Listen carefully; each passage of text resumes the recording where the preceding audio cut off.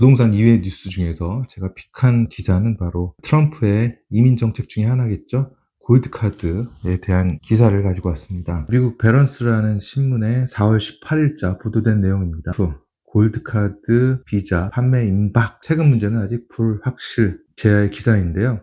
내용을 세 가지 정도로 요약해보면 트럼프 행정부 500만 달러 납부 시 영주권을 부여한다는 것입니다. 한 달 내에 골드카드 비자 판매를 추진하고 있다는 내용이 있고요. 세법상의 면세 혜택 포함 여부는 아직 불확실하다. 그래서 기존의 어떤 그 제도에 대한 수정 없이는 단순히 영주권 취득자와 동일시한다는 것이고, 투자 이민의 종류 중에서 기존의 이제 EB5를 대체할 수도 있지만 세제 소득 과세가 적용되면 이 골드카드에 대한 매력도 반감될 우려가 있다라는 그런 내용들인데, 트럼프 행정부에서 지난 2월부터 이 얘기가 나왔었는데요.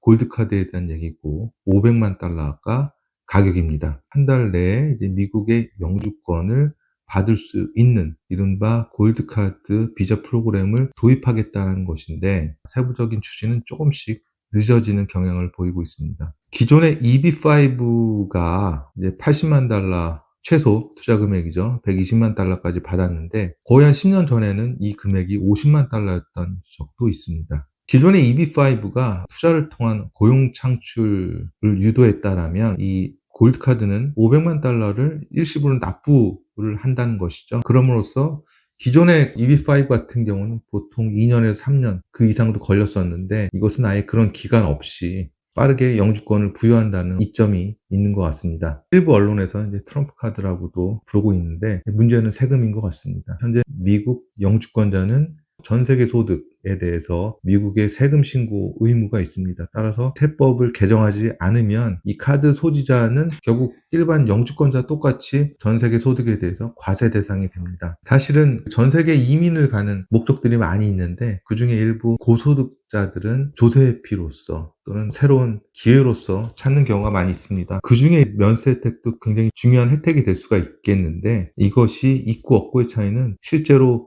골드카드에 투자를 할 것인지 말 것인지에 대한 중요한 판단 기준이 될 수 있을 것 같습니다. 실제로 이민 전문 변호사들도 이 제도가 이제 고액 자산가 유치를 꺼리게 만들 수 있는 우려가 있다라고 이 기사에서는 언급하고 있습니다. 즉 이제 골드카드는 제도 자체보다는 세제, 신분 리스크를 정확히 파악하고 투자 결정을 내려야 하는 그런 고위험, 고가치 프로그램이 될 수 있다. 이 골드카드의 투자 대상은 개인적으로는 골드카드에 대한 수요는 적어도 한국에서는 그렇게 많지 않을 것이다. 골드카드의 가격 자체가 지금 70억이 넘는 금액이고 한국에서 상위 1% 이내에 들어야지만 또 여기에 해당될 것인데, 또 그 금액이 찾을 수 있는 금액이 아니기 때문에 과연 이게 한국인들에게는 해당이 될 수 있는지 여부에 대해서는 퀘스천 마크입니다. 오히려 한국보다는 다른 국가 부호들에게 해당이 될 것 같습니다. EB5와 골드카드를 비교한 표를 좀 만들어 봤습니다. 일단 최소 투자 금액은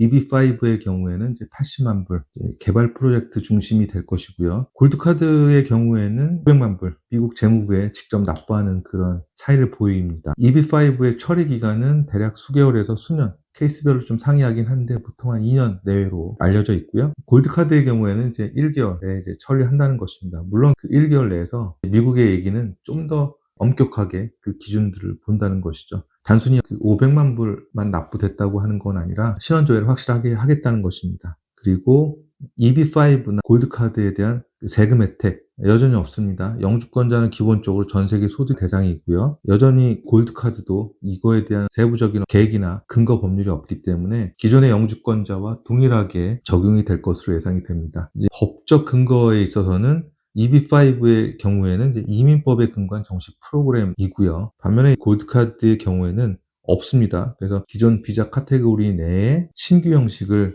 만들 것인지 아니면 신설을 우회할 것인지, 보통 이제 법률이 있으면 시행 규칙이랄지 이런 것들을 통해서 우회할 수 있는 방법들을 모색할 수가 있을 것 같습니다. 정책 목적으로서는 EB5의 경우는 투자 이민으로서 고용 창출과 지역 개발을 유도하고 있다는 것이고요. 그리고 골드카드의 경우에는 명확하게 국제 상환 목적, 즉 재정 수입을 확보하겠다는 것입니다. EB5의 경우에는 투자 중심이고 프로젝트에 대한 어떤 승인이 필요하다는 부분이고, 골드카드의 경우에는 500만 불을 납부한다는 것과 그리고 간단히 온라인으로도 신청이 가능하다는 것입니다.